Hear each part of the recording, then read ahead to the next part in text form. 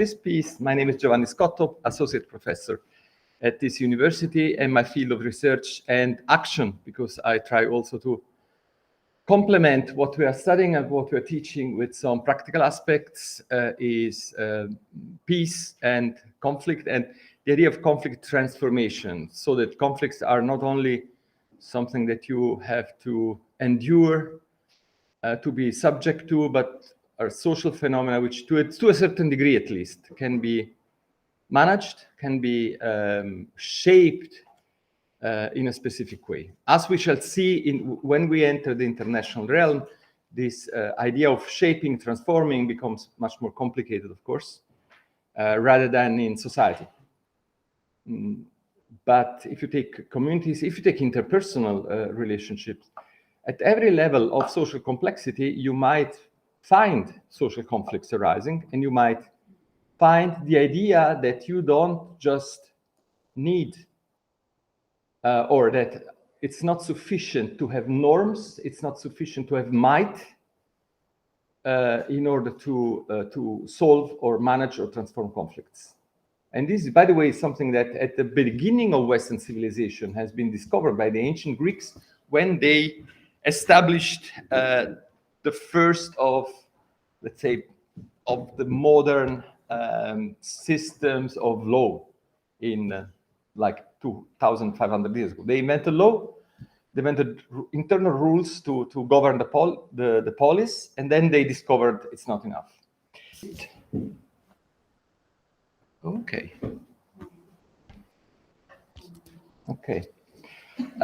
So what I would like to address is, first of all, at least to give some idea of the complexity when we transport the concept of conflict and conflict resolution and mediation at the international level. And so this is what I call the context of context, because each social conflict, each state and each society in the world, including the European Union as an association of states, confederation, is immersed in a planetary dynamics on several different levels. And to me, one of the key concepts to understand the current situation is the concept of polycrisis. So it's not enough to say that US and Israel are waging war against Iran. We have to take into account, and we cannot only take into account societal, cultural, political aspects, power relations. We also have to take into account, for instance, the dynamics of fossil fuel economies and the approaching end of the fossil fuel era. One idea of the invasion of Ukraine by the Russian Federation in 2022 was that, could be, that Moscow was sensing that the historical window of opportunity of a fossil fuel producing middle power was coming to an end. Okay? We will see that certain economic shock that will come in the next weeks and months will have an asymmetric effect, and it will be less in China, because China is already undergoing profound energy transformation. We need to take into account biota, because we all have experienced COVID-19. COVID-19 was a biological phenomenon of a virus coming from one species to another. So polycrisis is the simple concept that you cannot interpret actual global problematic situations only in a compartmentalized way. The Strait of Hormuz, for instance, is a key element not only for the fossil fuel global economy, but also for the very subsistence of basically half of the population on Earth, because half of the population on Earth depends on a specific chemical process which was invented in the early 20th century. And you cannot have the Bosch-Haber process and the fertilizers without urea, ammonia, and other composts. Most of them, or the majority of them, are used to transit through the Hormuz Strait. And this is something which is not making headlines, and you will see that in the supermarket 8 months, 10 months from now. Like we saw seeds oil after February 2022 in Italy. It was very surprising, but when we discover that you want to fry something, you are dependent on a chain of an economic chain starting in Ukraine.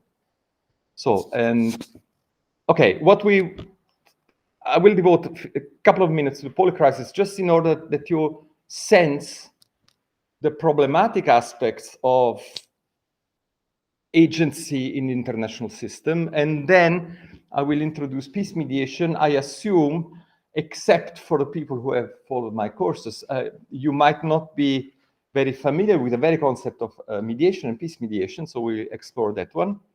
And then we will go into what actually is, and having a short overview of major agency and of course the European Union. European Union is the last major organization, international organization, coming to this type of action.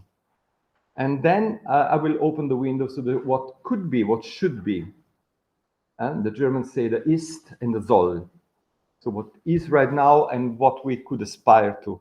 And the interesting thing is that this aspiration is already contained in an official document of the European Union, the EU Peace Mediation Guidelines.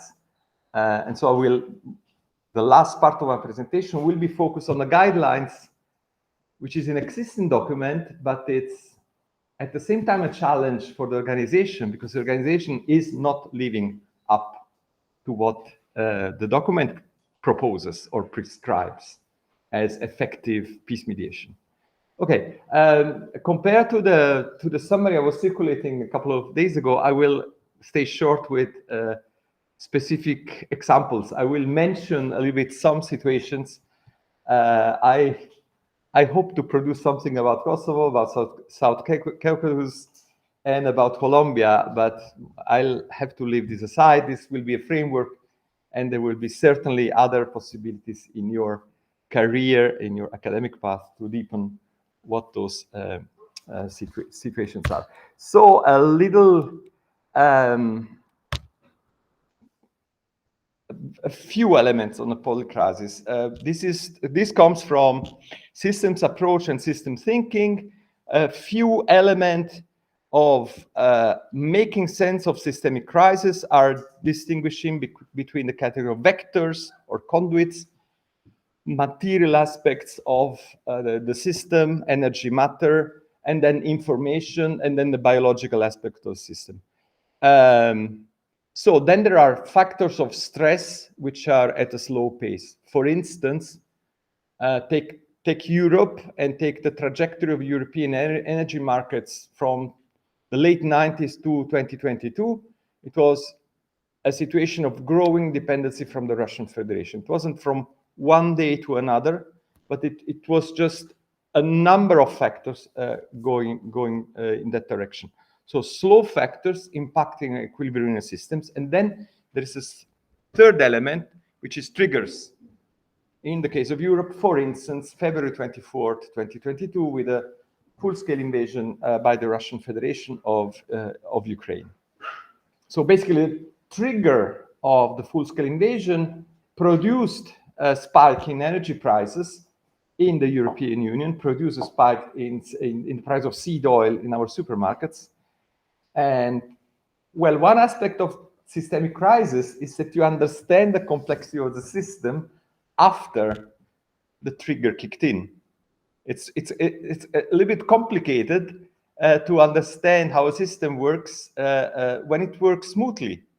You don't really give much attention to the engine of your car if it runs correctly.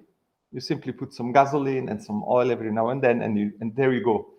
And then all of a sudden it breaks down, and then you would like to know why it broke down, how much it will cost, etc., etc.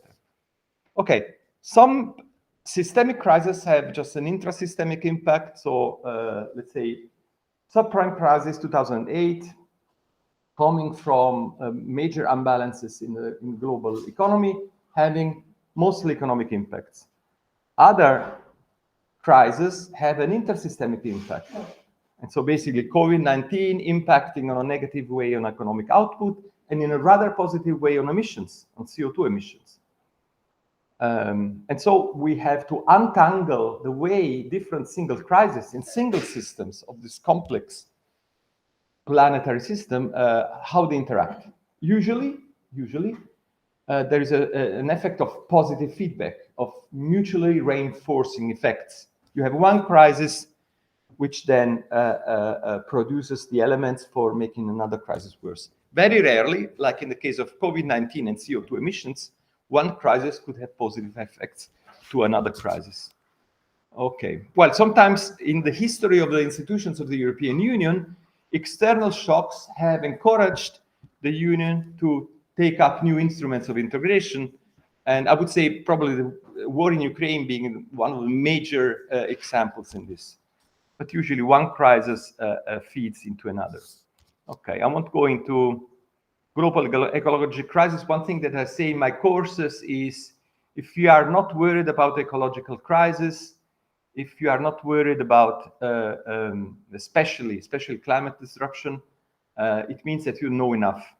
For instance, if I ask you how many parts per million have we reached lately in the atmosphere, do you know the number? It's a tiny number. In 2026, it was 430. And I remember 10 years ago, giving this very same lectures as today, I was 10 years younger, and I was worried that we would reach 400. So the very bad news is that we're at 430. The worst news is that planetary economic machinery gives an output of 2.5 to 3 parts per million, whatever the policies, whatever the situations. Another worrisome thing is that in the field of planetary ecology, climate disruption is only one of several different stressors, several different crisis factors.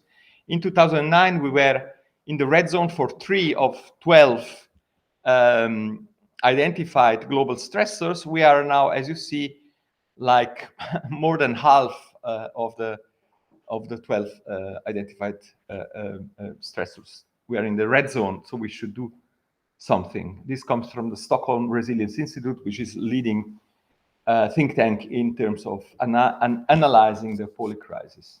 Okay, so from one situation of stability, the system can undergo to a, let's say, a situation of being at a watershed, and then due to a trigger, breaking in another system. And as you see, the first system is relatively stable, and it becomes less and less stable the more stresses are making it unstable. And then there is a threshold, and then there is a new situation of stability, which might be worse than the other one, but the hole might be deeper, so it might be more stable. This is, for instance, a situation of anomy, of anarchy after the breakdown of institutions during the Civil War.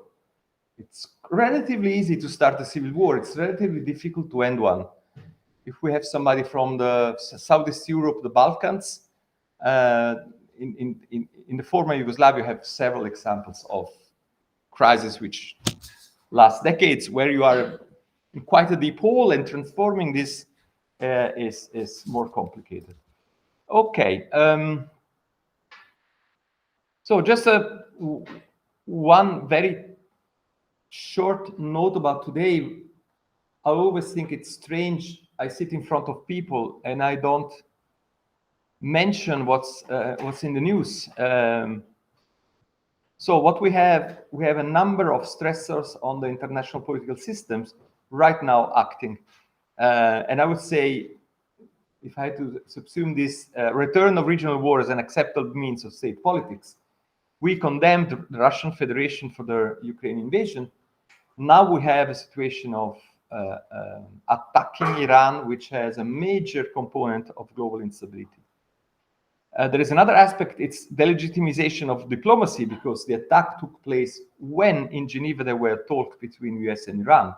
And the previous round of talks was even mediated by a Gulf state, by the United Arab Emirates. And the fact, as I told you, that the Hormuz Strait is a choke point of world economy, not only energy, but also fertilizers and so on and so forth, with the food crisis looming, especially for the poorest country by the end of this year. As regards to the energy crisis, I'm not sure what you take from the media, but what happened in the last 2 days, which was the attack by Israel and then by Iran on a major reservoir of gas, which is called South Pars in Iran and Ras Laffan in Qatar, but it's basically the same reservoir. And this will have years lasting impact on, especially on energy bills, especially for those countries, mention one, that are heavily dependent on import of natural gas. I'll mention one for you, Italy. Okay, so we are here, and one interesting thing of the news cycle is that I'm not sure how clear the journalists were that the attacks of the day before yesterday will impact the next 3 to 4 years of your own wallet. So that discrete events can have major systemic impact. So basically it's been 20% of global production of liquefied natural gas taken off the market for how long? Certainly months, possibly years. Okay. So, and this is a grim picture of the international system, and I know. And when you have these huge problems, the policy tools were at our disposals as civil society, as states, seems tiny. Well, the culture I'm trying to cultivate, multiply, strengthen is the culture of the peace intervention, conflict transformation interventions and strategies. And the point is that conflict has a tragic dimension. Tragic meaning you already know the negative outcome since the start. Every actor knows the negative outcome since the start. So the more a crisis advances, the cooperative attitudes among social actors diminishes. And the very institutional framework is weakened. And one way to interpret key leaders, Russian Federation, US, Israel, in these days is to purposefully not only pursuing their own policy goals with force, but also undermining the legitimacy of multilateral institutional organizations. So institutions are weakened. There's much less wish to cooperate. The trust disappears. And therefore, all the factors exacerbating the crisis are strengthened. And without trust, without the disposition towards cooperation, and without a disposition of building multilateral structure institutions for conflict management, of course, it's much more difficult to manage crisis. So what we try to do is to, let's say, climb out of this rabbit hole, like in Alice in Wonderland. Okay, mediation is one of those tools, and mediation is as old as societies probably. The idea that a third party can help us in smooth societal interactions. And as I said, law is not enough. You need some other elements in order to solve conflicts. So I'm starting with a very, let's say, ideal, typical definition of mediation. You find mediation from families and couples up to the international system. You will find mediation in many places. Are there Germans among us? Are there Germans? One German. Okay, in German high schools, you have something called Konfliktlotsen. So there's a nationwide program where pupils are trained to become young mediators when there are small quarrels in the schoolyard. Of course, this wouldn't address major issues, but it can address minor conflicts. You find community mediation, you find mediation in labor conflicts, etc., etc.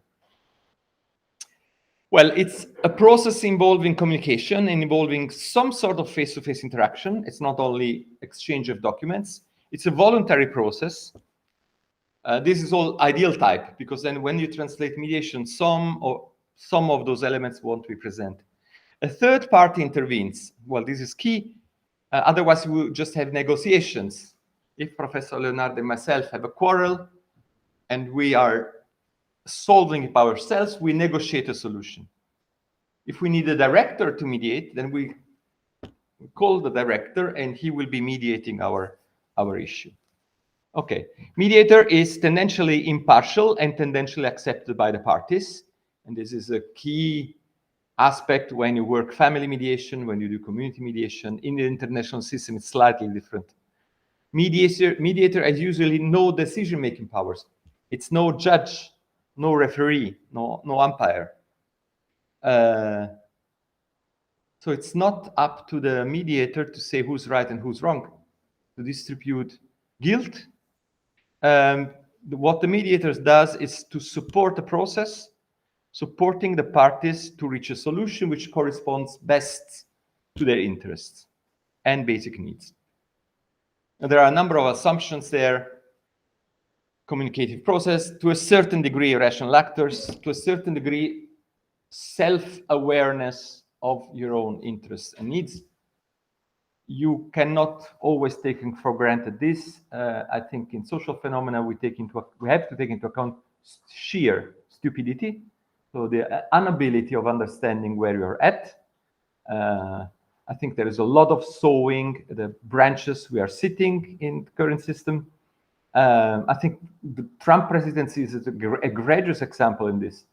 By attacking Iran, Trump has made life hard for a key constituency in his own electorate, which is rural America. But yes, okay. I remember doing practical training in mediation.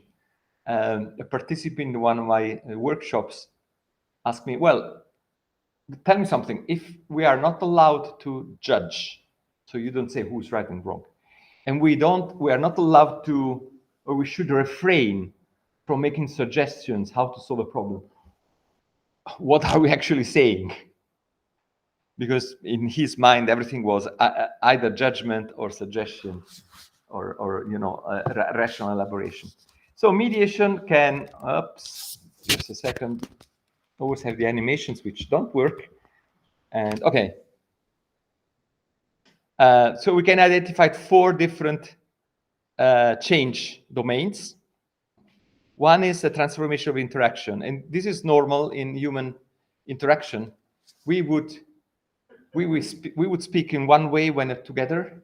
So last week, our department hosted, or our university hosted, the President of the Republic. Probably if President Mattarella would be here, Laura and myself would be talking differently. Okay, so when the mediator, or imagine you are the boss of a militia in somewhere in in sub-Saharan Africa, and at a certain point, which happened sometimes, at a certain point you get a phone call or an email from South Africa, and it's President Mandela wanting to talk to you. So what do you do? Well, of course you're prepared to speak to a myth of our times. Okay, so the point is, when the mediators are not President Mandela, so they have less leverage. But we can transform interaction. We can transform interactions with choosing the location, with working collectively, rationally towards an agenda. We can have some sort of power rebalancing in the interaction. We can, second aspect, transforming the nature of the issues. We, especially those of us who are trained in security studies, international relations, would tend to see political objectives as unmovable. And so one of the discourses in mediation is to accompany parties to explore what's behind their positions. So you say you want something. Why this? And what are key interests underlying this? And are there other ways to respond to these interests? One of the aspects of the current Gulf War is highlighting the degree of complexity of the Gulf states and Iran. So there are a number of historical political tension, especially Saudi Arabia, Iran. But there are aspects of cooperation. So the largest gas field I was mentioning is exploited jointly, cooperatively by Qatar and Iran. So it has been exploited until 2 days ago.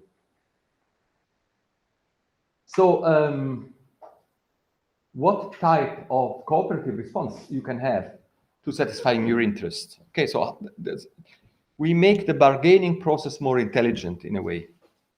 And we help parties transform subjective motivation, the way, which is a substantial, essential, the way conflict parties interpret their own position. And fourth aspect, more ambitious. It's not, let's say, it's not Machiavellian in a sense. It's not about power politics, but it's real.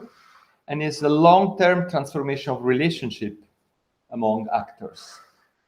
I think it's particularly relevant here because the European Union is indeed an example of successful transformation of long-term relationship between key actors which used to wage war like for centuries, especially Germany and France, with some contributions by several other countries.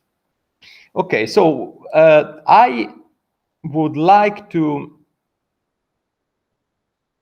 well, I identify 4 dimensions of exploration and 4 dimensions where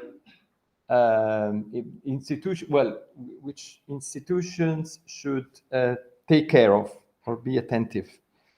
First of all, the political context and the international system. So now we are into peace mediation.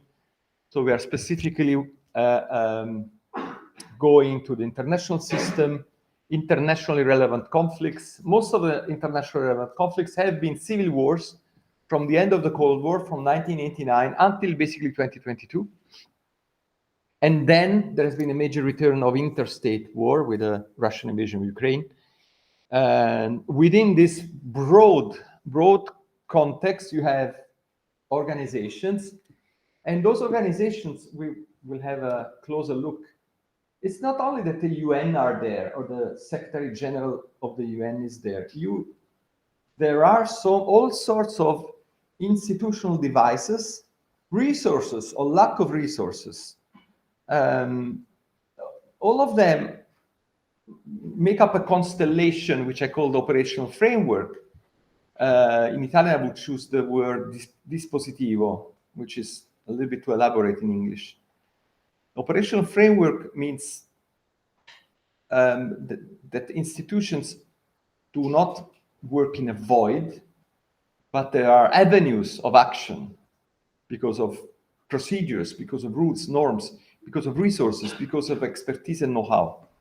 Then you have specific mediation techniques and this is the subject of training. So those of you who are interested, UNIFI will deliver a major, let's say, mid-level training in peace mediation later on this year.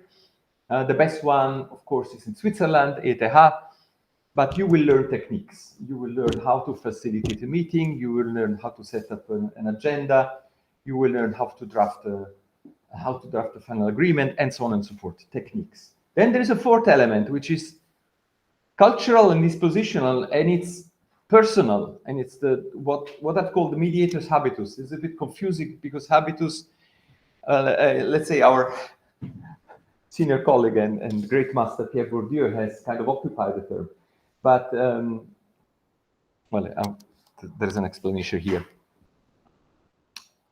So basically, as a mediator, you develop, or as a human being, you develop a set of attitudes, behaviors, way of communicating, ways of framing social interaction. And a professional mediator does have a specific set of attitudes, dispositions, and so on and so forth. And these are replicable, these are trainable, and this is a habit you get. Okay, so my wife is a professional mediator. So when she shows up as a professional mediator, she has this habitus. If we have a quarrel with our teenage daughter in the evening at the dinner table, she could and she could not use the professional habitus as mediator. So this is something whose let's say activation you decide consciously. Sometimes those of us who are in an educational position have sympathies.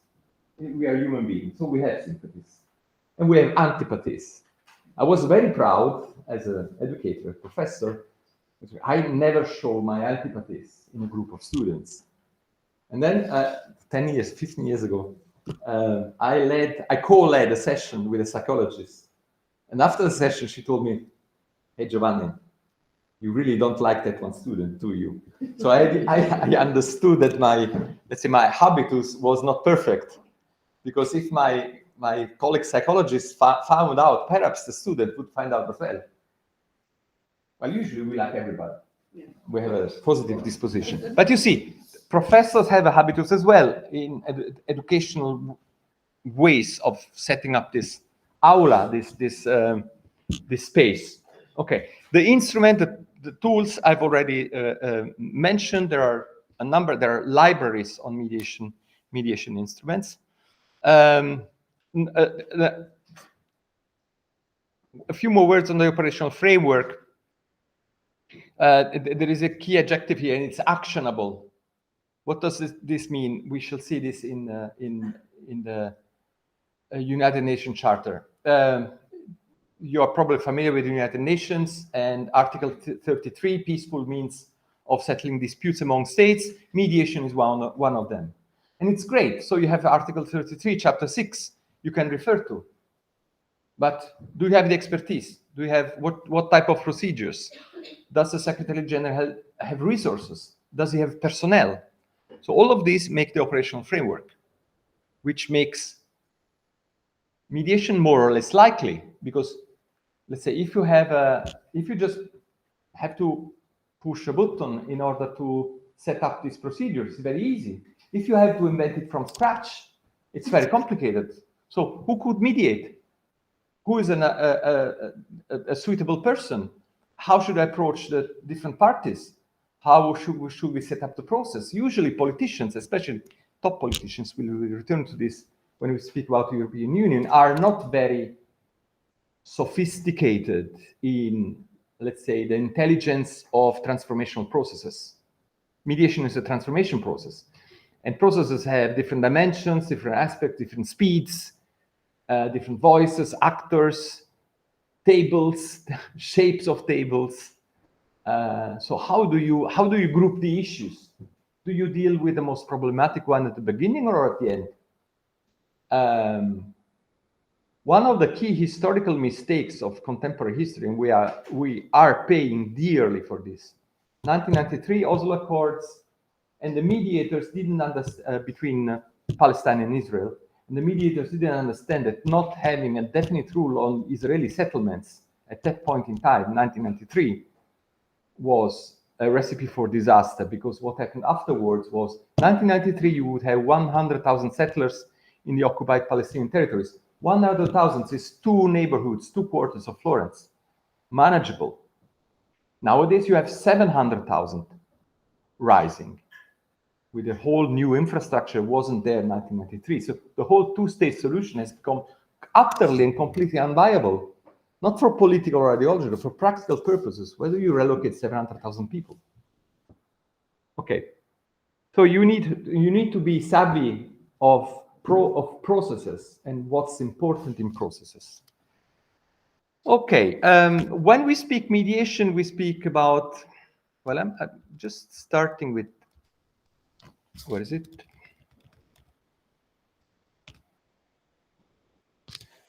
Okay, starting with this. It's a chart developed originally for social mediation, labor mediation in the US, but I think it's kind of interesting. There are 2 dimensions. One is the definition of the problem. Is it narrow? A truce. Is it wide? The future of European security architecture, the future of the European Union. Okay. The second dimension is the orientation of a mediator. What's the mediator habitus? Is it more directive? So does the mediator put on the table a solution? Or is it more non-directive and elicitive, we call it, maieutico, we could call it in Italian. So encouraging solutions, ideas coming out from the parties. So the ideal type of mediation is rather on the elicitive side. The real politic part of mediation in the international domain is rather on the directive side. So usually you have, in the international system, you have Directive problem solving, let's say civil mediators without a political objective to resort to coercion. You have power mediation when you have a third party saying, look, we have to come to an agreement otherwise. Two examples from the Balkans. One is the Dayton Peace Agreement. Are you familiar with Dayton? Well, Dayton is a military basis in Ohio. If I say Dayton Peace Agreement, does it ring a bell? I see a lot of puzzled. Okay. If you say Bosnia-Herzegovina, does it ring a bell? It's a country. It's a beautiful country.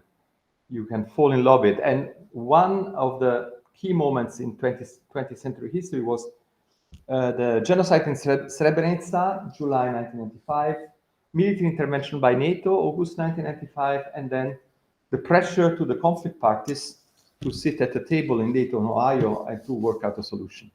Okay, so there was a power mediation there. The US were brokering, and basically, if Milosevic or Tuđman, so the two presidents in Serbia and Croatia, would walk out of the room, well, Tuđman could be encouraged because he was like some kind of friend of the West. Milosevic would know that military action would restart.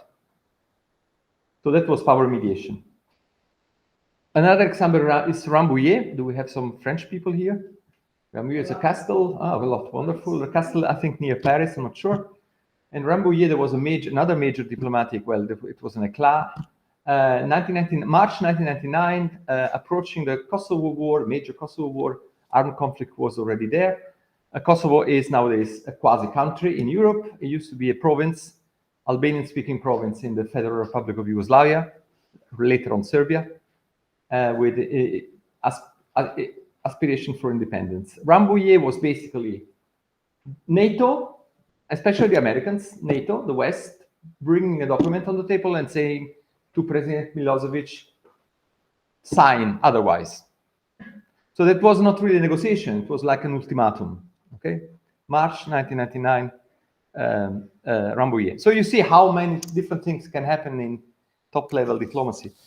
You have quite a bit of directive problem solving. You have less of facilitative problem solving when parties are encouraged to bring their own ideas. This is something that happens rather in community level, within NGOs, within what we call second track diplomacy, meaning first track diplomats, presidents, generals. Second track, key figures which are unofficial. So you would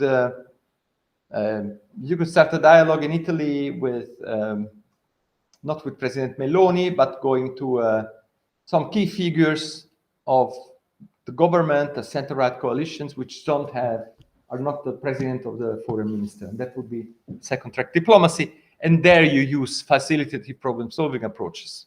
There are other approaches. I won't go into this, but what we are lacking basically in nowadays peace mediation is systemic intelligence, understanding the complexity of planetary life nowadays. So what does mediation do? And this is an elaboration of what I said before. We help invent new options. We can help represent voices not presented in negotiation. We can help construct deals. We can add resources. This is typically European Union. There is one aspect of European Union foreign action, which is throwing money at problems, which sometimes is good, but sometimes covers problems. And then it can generate pressures for an agreement or rally support for an agreement. As you know, Russia-Ukraine is a stuck war for years, very bloody. We don't have diplomatic avenues, not worthwhile, but we had a process of rallying supports toward a just solution of the war, which was the so-called Copenhagen process. So not that Mr. Putin would jump and sit down and sign a peace agreement, but there was a process whereby 70 plus countries in the world would push, let's say, or raise their voice in order to support Ukraine's right as a state under international law and ask Russian Federation to refrain from aggression. Okay, so other aspects.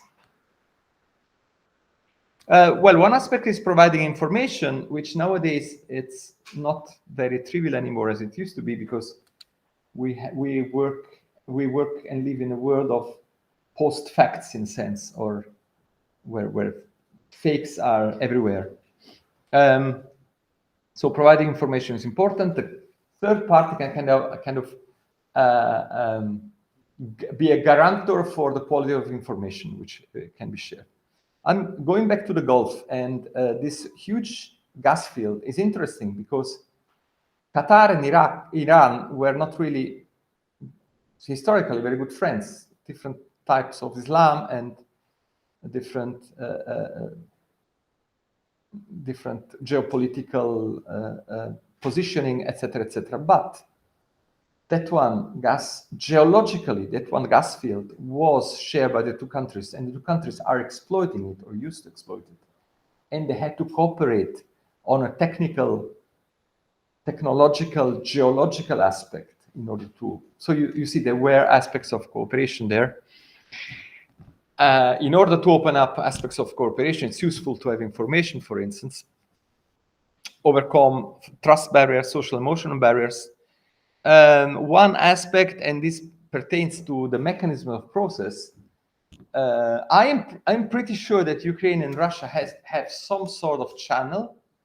Up to now, there have been a few Black Sea initiatives by Turkey, 2022, 23, and then ongoing humanitarian negotiation on victims and prisoners of war, mediated by the Red Cross usually.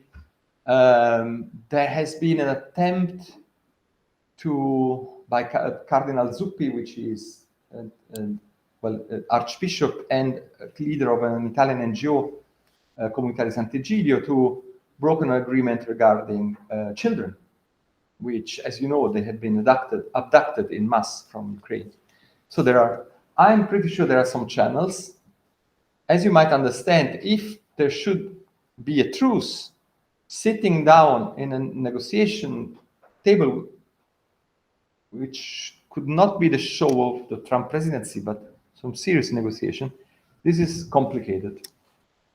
So these are all things that mediators can do. Okay.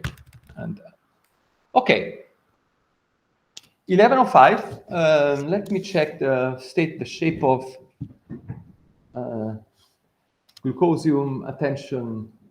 Was it clear so far? I've been a little bit fast in my description. It's not one course, it's just a lecture, but you could follow. Okay. I didn't even ask what your background is, so I assume very diverse, with quite a few Erasmus people, but yes. Okay, let me make an example of institutions and their operational frameworks that are historically working on peace mediation. First, United Nations, and actually the League of Nations before World War II was also engaged in mediation. Are there people from Nordic countries around? Finland, Sweden, Norway, Denmark. Okay. There was an interesting brokering agreement between Sweden and Finland regarding sovereignty of the, I'm not sure, Åland Islands. Okay, thank you. Which have a very distinct way of protecting, I think, de facto Swedish sovereignty with a Finnish-speaking population, and they even have their own flag. So it's a very kind of mixed sovereignty in this archipelago between Sweden and Finland, and it was brokered by the League of Nations in 1912, perhaps. So, I mean, 20-something.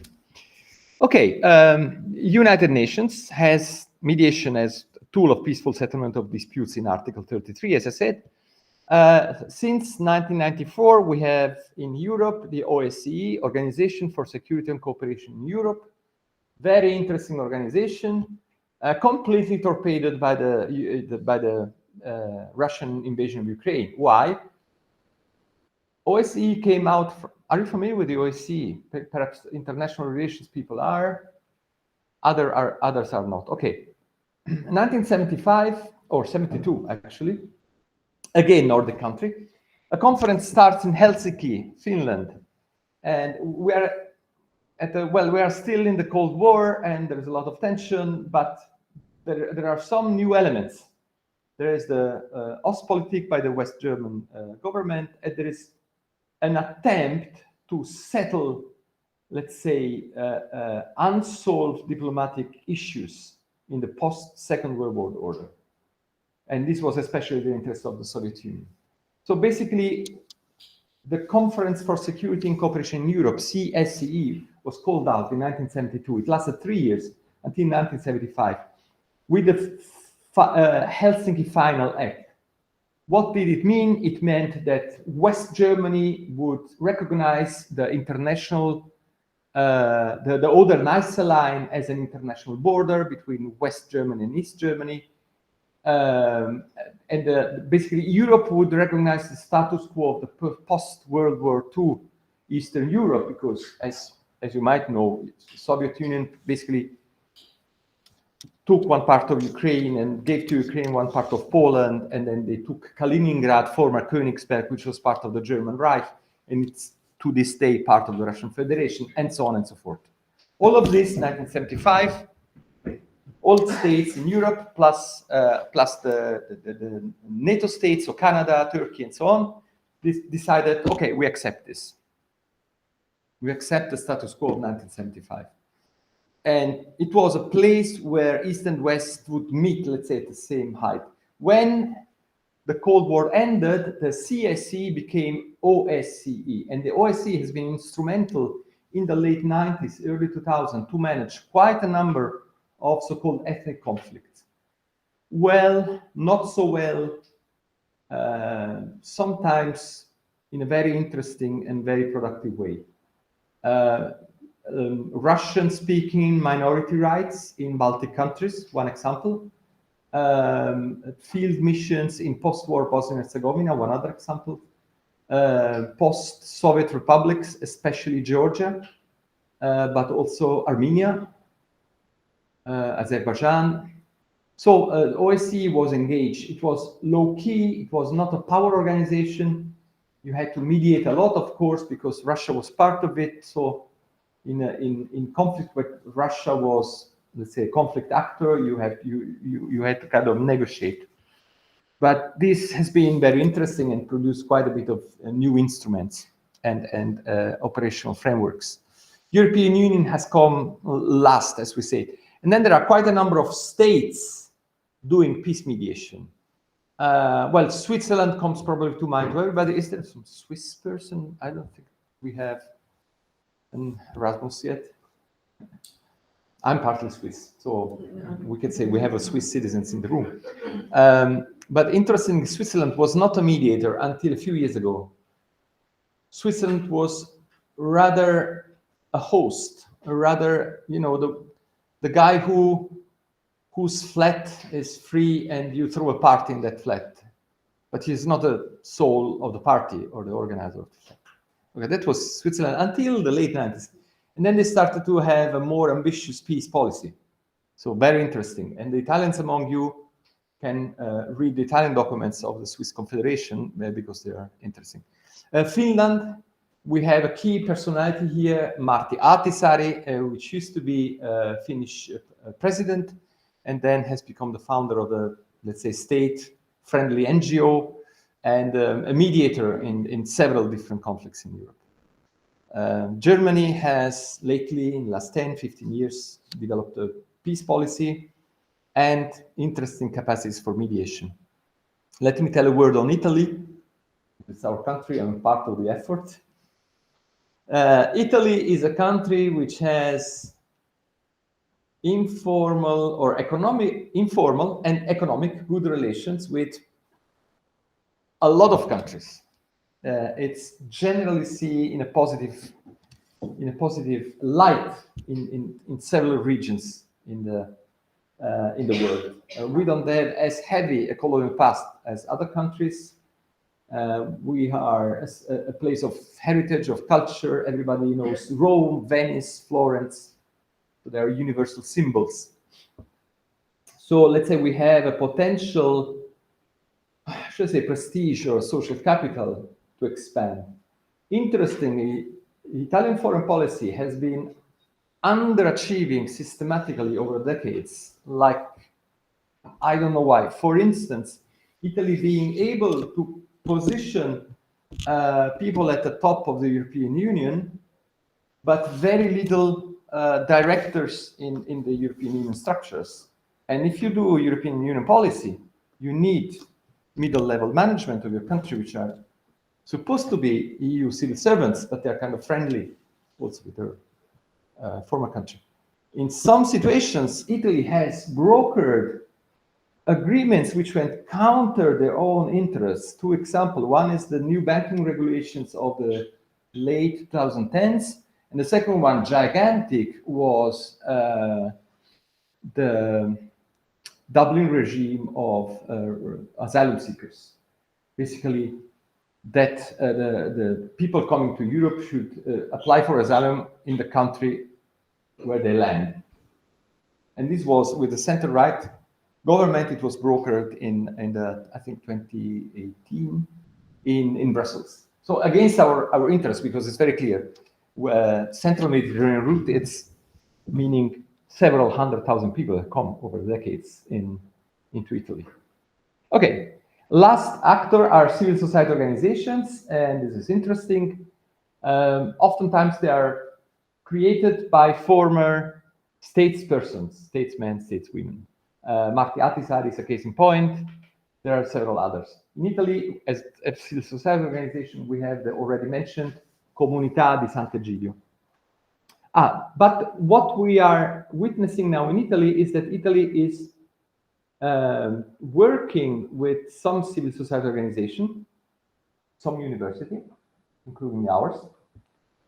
And basically in September 2025, Italy has started an embryo of an operational framework of mediation, which is called RIMI, Rete Italiana per la Mediazione Internazionale. You can check it in the internet. We're starting. University of Florence was part of the first year, the starting process of this. Now it's our colleagues in Sant'Anna and Pisa. And the idea is that the Italian government relies on academia and on civil society to develop mediation capacity. So, and we are in the middle of this, and it's, I would say, quite exciting. An example, January 2025, 1 year ago, we were asked, University of Florence, myself as personal capacity, we were asked to host a delegation from Yemen, internationally recognized government, in order to explore Italian institutions in view of a transition period and the reconstruction of Yemeni institutions. So these gentlemen and ladies came here, and we introduced themselves to the banking sector, to the official prosecution, to regional government, to municipal self-government, and so on and so forth. That was a tiny piece of what mediation, the EU mediation is doing. But it was Italy doing this. Okay. I already started in the... Okay, one aspect I would like, I think UN is a very good example. So the letter of Article 33 UN Charter was there since 1945. And Secretary General of the UN has mediated in several instances over the decades. For instance, the Lebanon Civil War in the late 70s, early 80s. But there was no clear operational framework. This was mainly an ad hoc situation. Parties calling the Secretary General appointing a special envoy, and so on and so forth. Since 2000, so it's quite some time, but not a very long time ago, the United Nations has enhanced the operational readiness for this. What they have created as the first organization is a so-called mediation support unit, meaning Secretary General, special envoys, UN delegations, the whole UN system can resort to experts of mediation who are sitting there, have a consulting contract, and can help the organization when mediation is needed. And they even have a so-called standby team. So they have senior mediation experts that can come basically in a matter of days or weeks You don't have to invent this procedure. It's already there. And this is why MSU mediation support units are so important. This example of mediation support units has been copied in other settings, like, for instance, OSCE has it's called mediation support unit. And now we are coming to our actual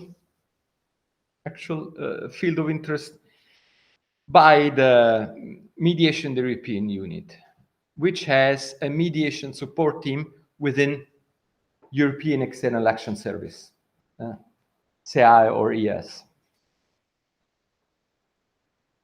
I hope you understand why it's important, because you have to, because conflicts, like, well, it's not a very apt metaphor, but they erupt, triggers in systemic crisis appear, and you have to be somehow able to respond to those triggers. Personal story, November 23rd, 1980. I was there, you were probably a kid. And 23rd of November, 1980, Naples. And there's an earthquake. And everybody who has lived through that earthquake, lasting almost 2 minutes, can remember those 2 minutes. I do. I was 14. The point is that the Italian state did not respond to a catastrophe with 3,000 deaths until 2 days after the earthquake. Why? Because there was no operational framework. There was no agency of civil protection. And agency for civil protection was created after this catastrophe in 1981. Therefore, it's important to have operational frameworks in place before a crisis erupts, without the need to invent something when you have an emergency. As usual, when we enter the world of European Union institutions, it's complicated. And so the general operational framework of the EU is as follows. Well, first of all, you have the representative of foreign affairs, the high representative of the EU. So the key political figure in these days is Kaja Kallas from a Baltic country, Estonia. Thank you very much. I was very cautious, Baltic country. Okay, and then you have the whole structure of ES, and you've been to Brussels. It's a huge building with a lot of people, very smart people, very capable and competent, working on this immense framework. You have EU delegations in many countries.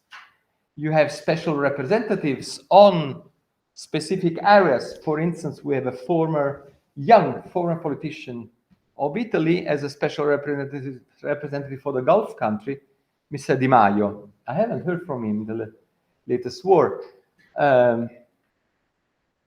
Okay.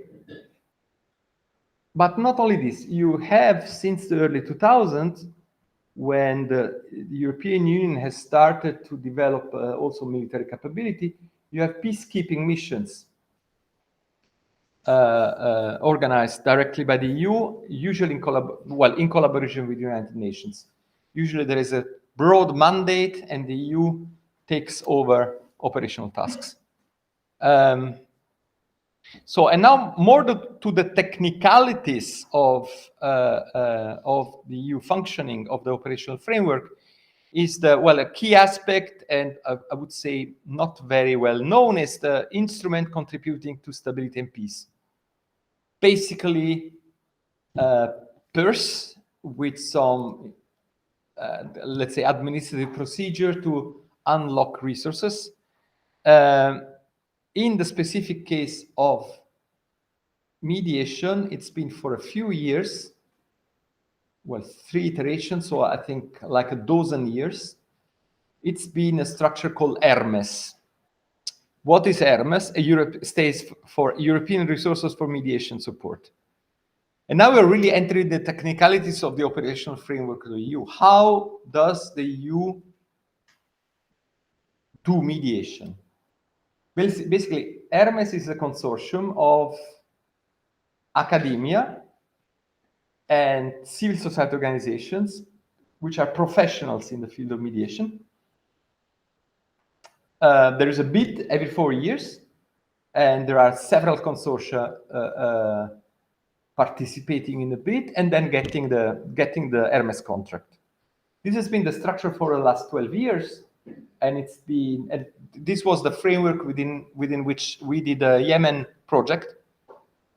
The point is that there are major institutional changes, and there was a fourth. Well, we were at the Hermes number 3 until 2025. So basically, our activity was funded under Hermes 3 and led by the College of Europe, so an academic institution.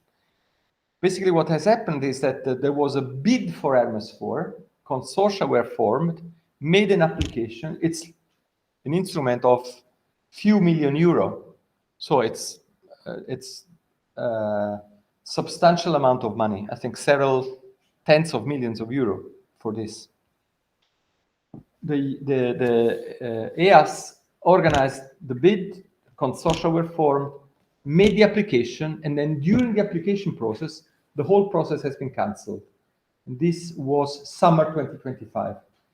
This, the point being that the European Union wants to have more in-house capabilities rather than delegating managing funds and performing projects to third parties.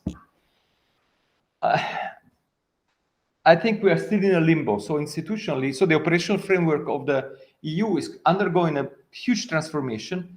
And to my knowledge, we are not at a point where there is a new setting, a new type of Hermes instrument. One other aspect is close ties with European civil society. And they took the form for several years on so-called COP.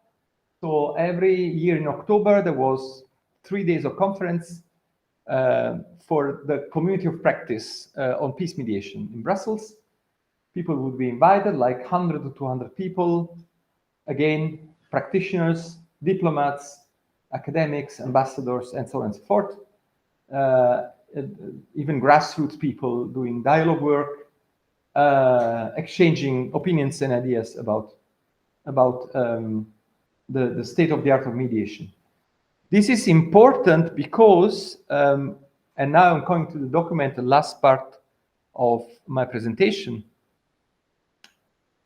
When we enter the, let's say, the savoir-faire, the applied knowledge of the European Union in the field of peace mediation, we have quite a surprise, or I had a surprise, frankly speaking, because it's very sophisticated.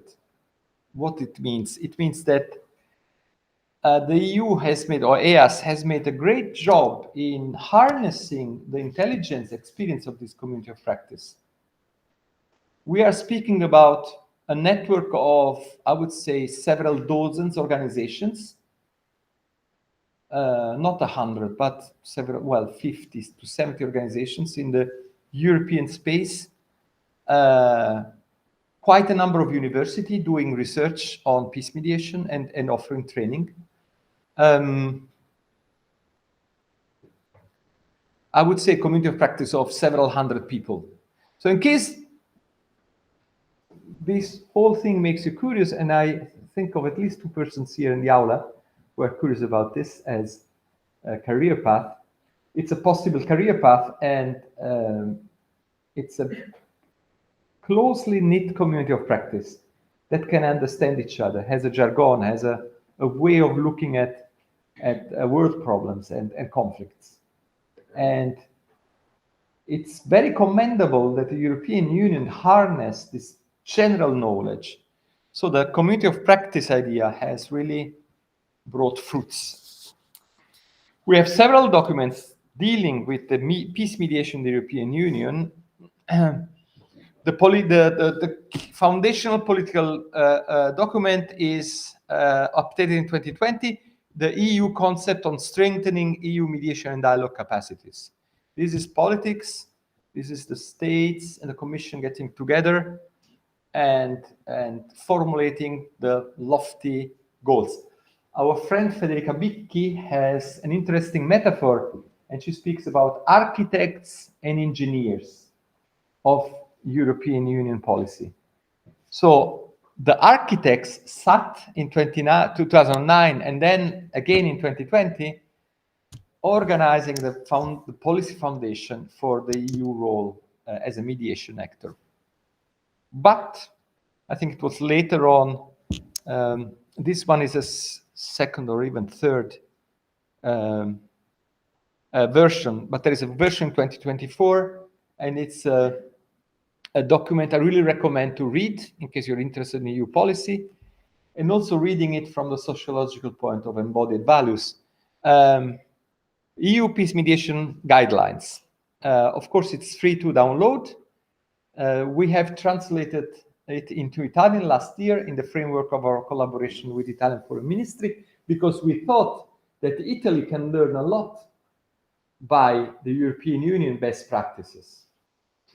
Okay, there is also a book version with a theoretical part. So in case you want to know more about, you are Italian, you want to more about international peace mediation, rather than downloading the document, you go and fetch the book in the library, and so you understand better what the general categories and concepts are. So, okay, this is the peace mediation guidelines. So at the same time, this is not the, let's say, this is basically the field of the domain of engineer, would say Federica Bicchi. The domain of people who have a practical knowledge on issues. On the other hand, and this makes this document so fascinating for me, it's not just a dull, we are doing this and this and that. There is this aspect. But if you read carefully, and above all, if you compare the general discourse in the media of top-level diplomats, the way the EU positions itself in quite a number of key situations, one for all, Israel-Palestine, and you compare to the values embodied and the knowledge embodied in this document, it's like two different worlds. So to me, it's very interesting that the ZOL that could be, should be, of EU peace mediation is already there in a EU official document, which is, of course, then, it's a collection basically of best practices and of professional knowledge of the peace mediation community of practice,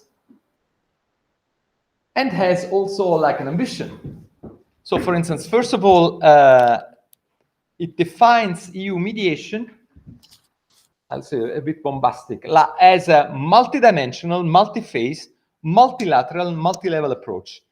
Basically, all of these adjectives, I can guarantee they have their meaning. They should be deconstructed, but it's important they are there. Let me focus on two adjectives. One is multilateral. And this is something, again, that the EU doesn't communicate, especially in times of crisis. Officially, the EU is a champion of multilateralism and of the United Nations systems. But then at the end of the day, in the discourse, for instance, tackling with a Ukrainian crisis or tackling with a catastrophe in Gaza, the whole United Nations framework is not there. Israeli government dared to flatten the headquarters of UNRWA in Jerusalem a few months ago with the bulldozers. It was unbelievably provocative gestures vis-à-vis the United Nations. I cannot recall a protest by the European Union. But we will come to this as one challenge in the last slide, the double standards. So multilateral is important, tying our action as part of a general landscape of norms, procedures, expertise, voices. Because one aspect of the Ukrainian war and of the current war in the Gulf is that third states are massively affected the food crisis won't probably come to Europe. It will come to Bangladesh. So Bangladesh should have a stake in tackling the war of US and Israel against Iran. And the only agency to do this is the United Nations. Multi-level, second aspect, and it's something that I usually there's a lecture before this one. The idea is that peace mediation works at, let's say, top or intermediate level of conflict complexity, of the top leadership, the presidents, the foreign ministries, and the, let's say, top part of the intermediate leadership. So key, high level for foreign office officials and so on and so forth, MFA officials, and so on and so forth.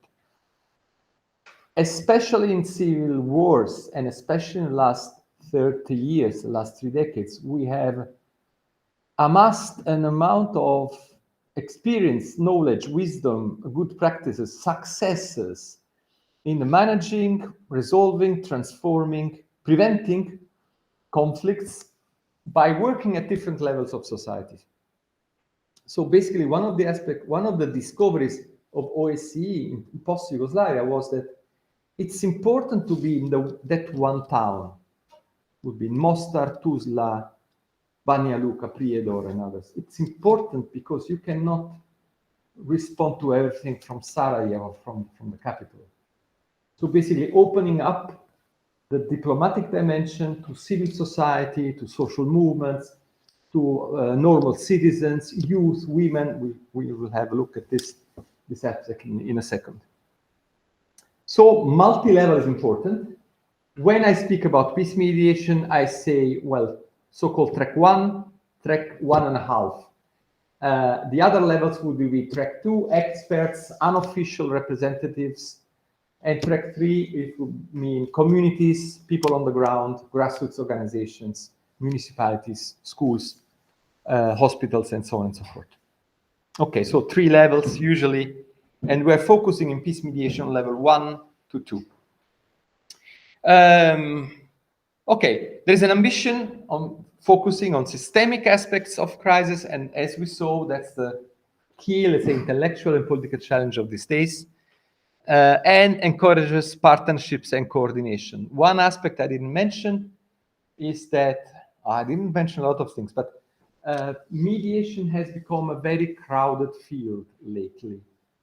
And I'm not sure how aware you are, but in the last 10 years or so, new actors have come who do extremely interesting work. If you follow the Gaza war, you have seen that Qatar it's not only an oil-producing state and friend of the West, but it's also a country which has enshrined mediation in its own constitution, and it takes it seriously.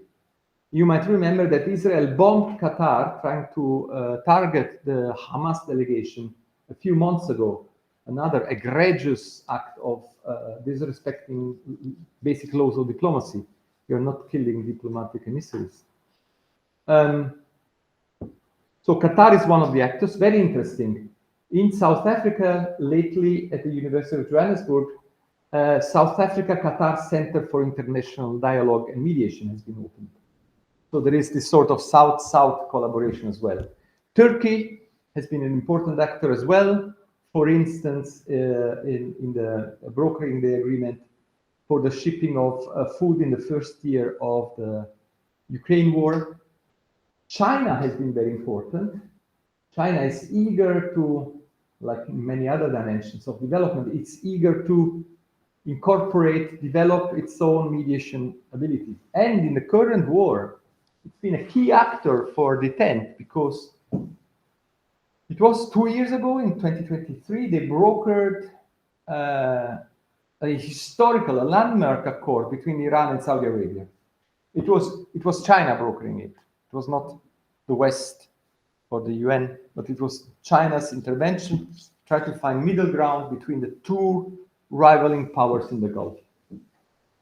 So you see how much we've lost with this aggression in the last weeks. Okay, so what in the peace mediation guidelines, what's there as good practices? Conflict analysis, you not always know everything you're supposed to know in what the conflict's about, deep roots, deep processes, especially historical roots, and so on and so forth.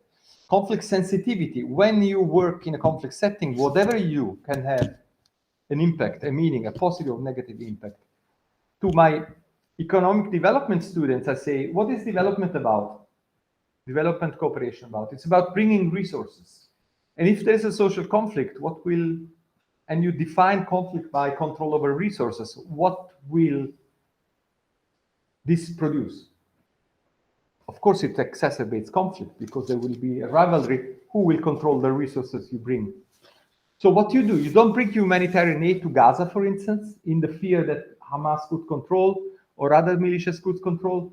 Well, of course not, because otherwise people starve. And that's where conflict sensitivity and the so-called do no harm approach starts. So those of you who are interested in a career in the field, in humanitarian aid, you probably already know do no harm, or you will know because that's a key, that's very important.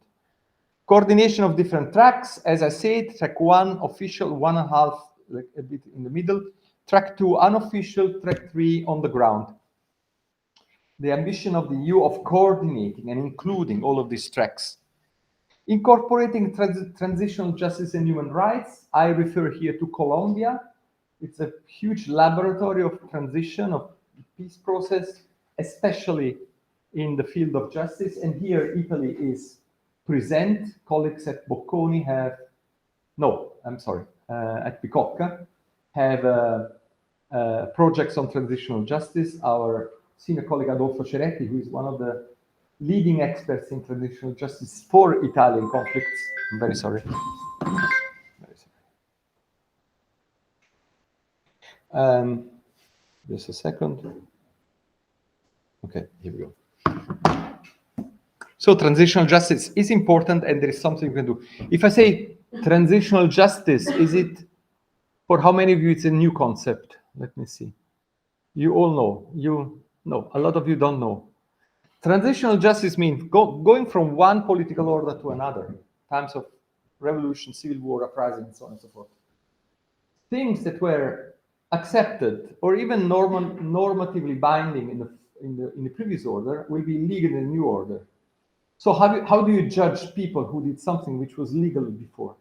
That's the Nuremberg question, 1945, after the end of the National Socialism in Germany. So transitional justice is a key issue in every transition from war to peace. Okay. One word about insider mediators. In a lot of situations, I've seen it myself, for instance, in Bosnia, we have personalities, people, organizations from every walk of life eager to help mediate. Like the business community in Cyprus, like former technicians, engineers laid off by ethnic cleansing in Bosnia, like in a lot of places, spiritual leaders. For instance, Northern Ireland, very interesting, had a history of religious leaders promoting peace between the different confessional groups. So insider mediators are key, and usually expats, international diplomats, don't see them because you don't have the tools in order to understand that young men can be instrumental to move something positive in the community. So you have to develop an ability, a savoir-faire on this. Okay, there are huge political challenges, for instance, dealing with violent extremist actors. The EU has this on the agenda. The EU does not do this, and this is where this diversity in the mediation landscape comes handy, because Qatar does, the International Committee of the Red Cross does, and the EU does not, but they can then liaise to Qatar and say, okay, I would like to tell Hamas something.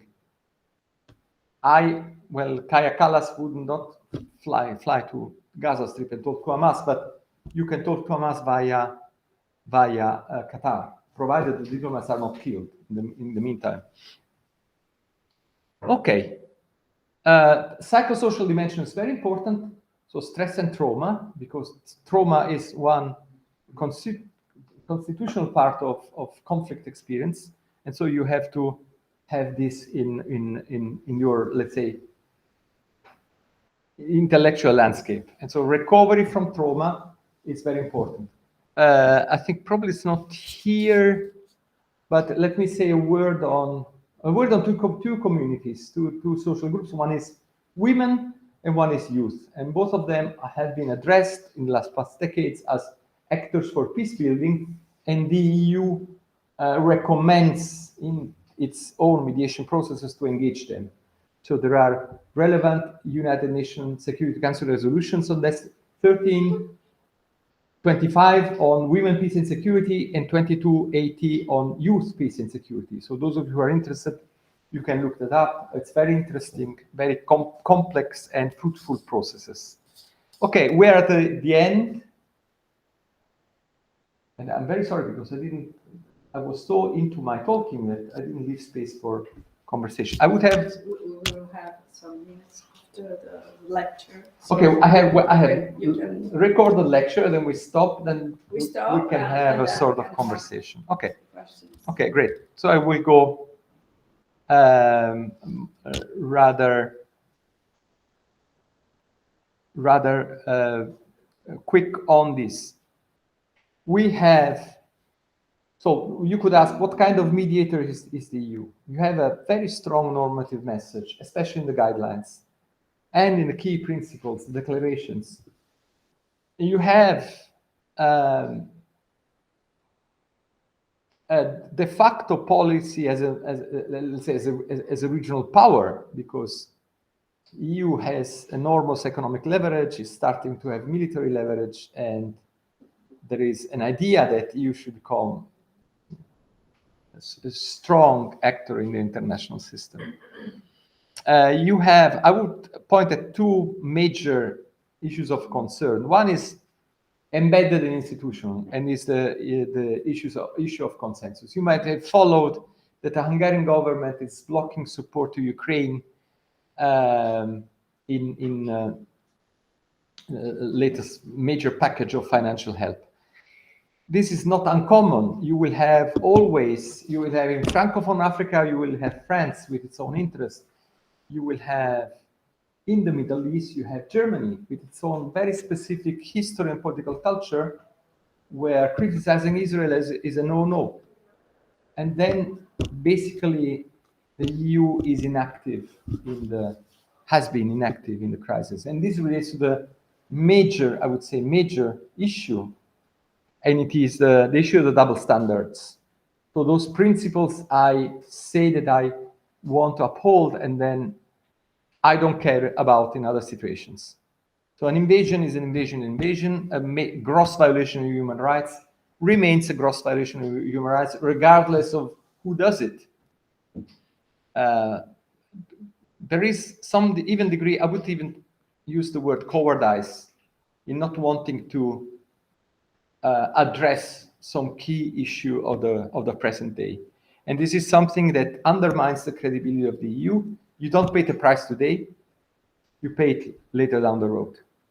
So we had paid dearly the fact that Europe wasn't really able to stop the massacres in Southeast Europe. I would say that the relationship with global Islam would be different if Italy had cared more for Muslims in Bosnia and Herzegovina back in 1993 to 1995.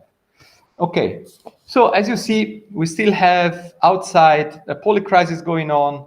We have a crisis of post-World War II multilateralism.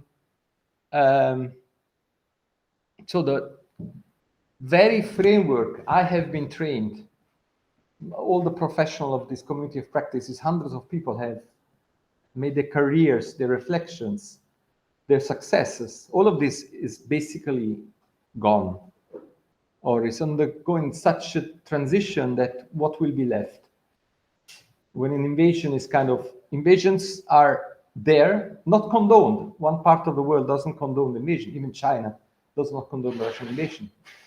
A genocidal war against Gaza, well, you can debate, has there been a genocide, has there not? Egregious, gross human rights violation, over 70,000 victims, tens of thousands of children. Erasure of the ability of a community to live there. 80% of buildings destroyed. War going on. And so the post-World War II order is in shambles. We don't know what will come, but certainly we have to rethink mediation in the current polycrisis, where the crisis of multilateralism is one of them. We have to rethink. I still think that mediation, conflict transformation, peace building are essential, are valuable. We are not in the current phase where cooperation is widespread. We have islands of cooperations here and there in the system. I have seen with my own eyes how transformative mediation can be. So I think it's very important that the EU has this, and that we cherish this as foundational values. Dialogue, openness, open-ended solution, not imposing a solution because you are the best ones. And keep on exploring curiosity and respect for the other. So key, let's say, cognitive habitus-like aspects, cultural aspects of what mediation is about. I'll give a full stop here. It's 11:48. Thank you very much.